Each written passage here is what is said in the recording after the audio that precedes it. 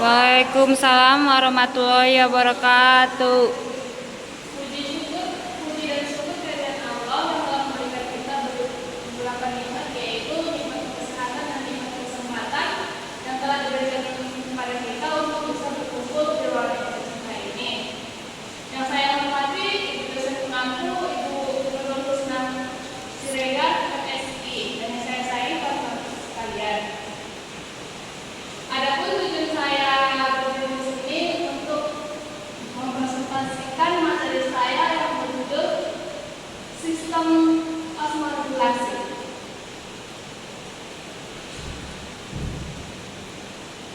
Yang dimana sistem osmoregulasi adalah sistem pengaturan keseimbangan cairan tubuh dan darah osmoregulasi secara energi, yang dimana membutuhkan energi yang sangat banyak untuk mempertahankan gradien osmotik yang kemungkinan air untuk masuk dan bergerak keluar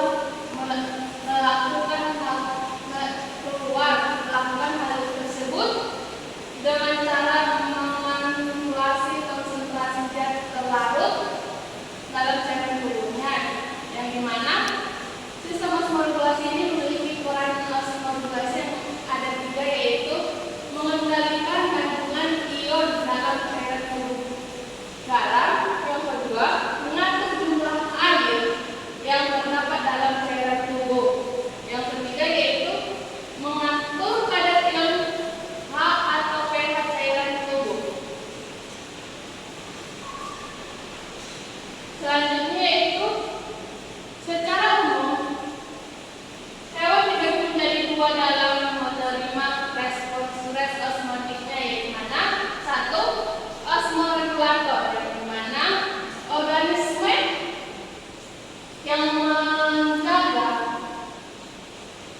menjaga modalitas tanpa ketergantungan pada lingkungan sekitar. Oleh karena itu, kemampuan meregulasikan ini maka osmoregulator dapat hidup di lingkungan air tawar, air laut, dan darat.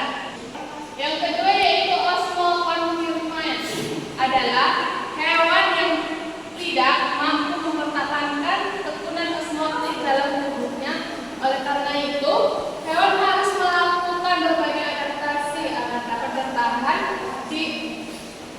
di dalam tempat tinggalnya, yang dimana dilakukan sepanjang perubahan yang terjadi pada lingkungannya tidak terlalu besar dan ada dalam kisaran konsentrasi yang dapat diterima, dan jika perubahan lingkungan terlalu besar maka melakukan osmokonfirman tidak akan bertahan di tempat tersebut.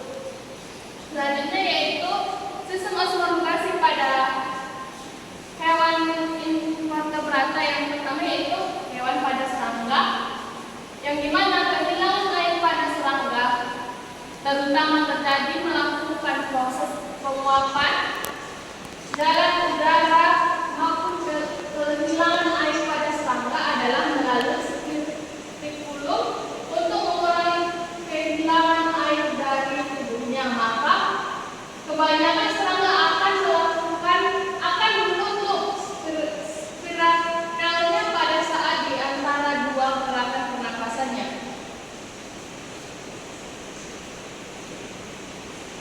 Yang kedua itu annelida, yang dimana cacing tanah seperti Lumbricus terrestris merupakan regulator hiperostonik yang efek hal ini secara aktif mengabsorpsikan ion-ion urin yang diproduksinya encer yang secara esensial bersifat hiposmotik mendekati isosmotik yang terdapat darahnya. Diduga konsentrasi urinnya disesuaikan menurut kebutuhan keseimbangan air tubuhnya. Seimbang homeostatis regulasi juga dilakukan dengan pendekatan perilaku, yaitu aktif di malam hari dan mengalir tanah lebih dalam bila permukaan tanah kering. Yang kedua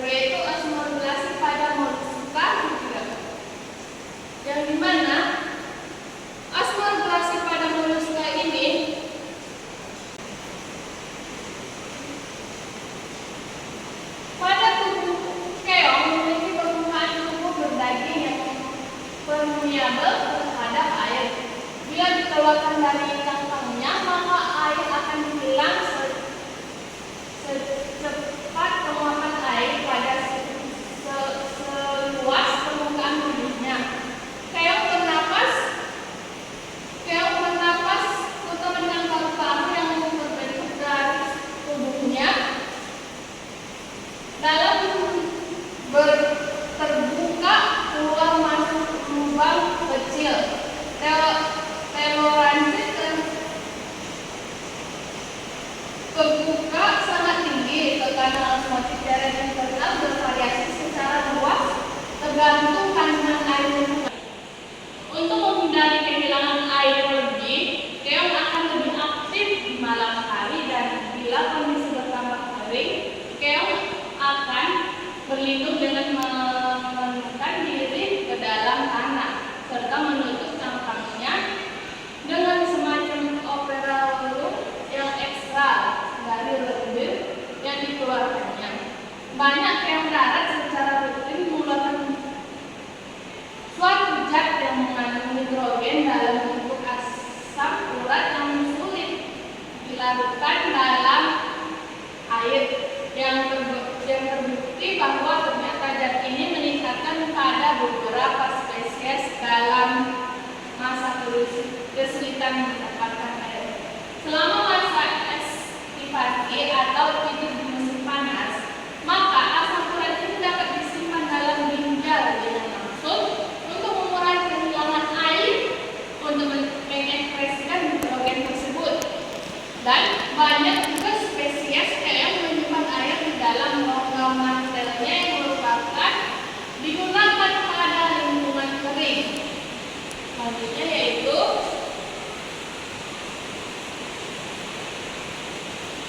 pada osmogulasi pada apes, di mana burung mengeluarkan kelebihan garam tersebut melalui beredar garam, yang dimana terdapat pada cekunan dangkal di kepala bagian atasnya, di sebelah atas set matanya dan di dekat hidungnya, sehingga apabila burung laut mendapatkan kelebihan garam di dalam tubuhnya, hewan ini akan menyekresikan cairan pekat yang banyak, yang dimana mengandung NaCl, sehingga kelenjar darah ini hanya aktif pada saat tubuh burung dijenuhkan oleh garam. Selanjutnya yaitu pada mamalia, yang dimana mamalia kehilangan air dan garam dapat terjadi pada hewan keringan.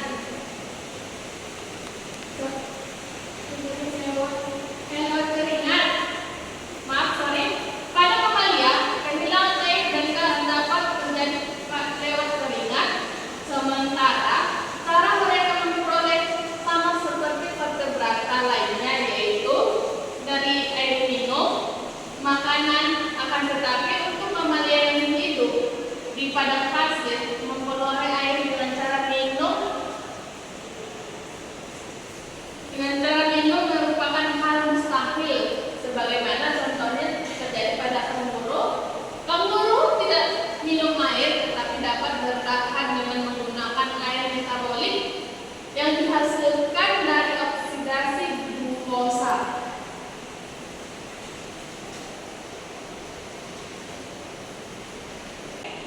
Cukup sekian hasil presentasi saya kepada teman-teman, dan apabila ada kekurangan saya mohon maaf, dan kepada kelas saya mohon ampun. Saya akhiri. Assalamualaikum warahmatullahi wabarakatuh. Waalaikumsalam warahmatullahi wabarakatuh.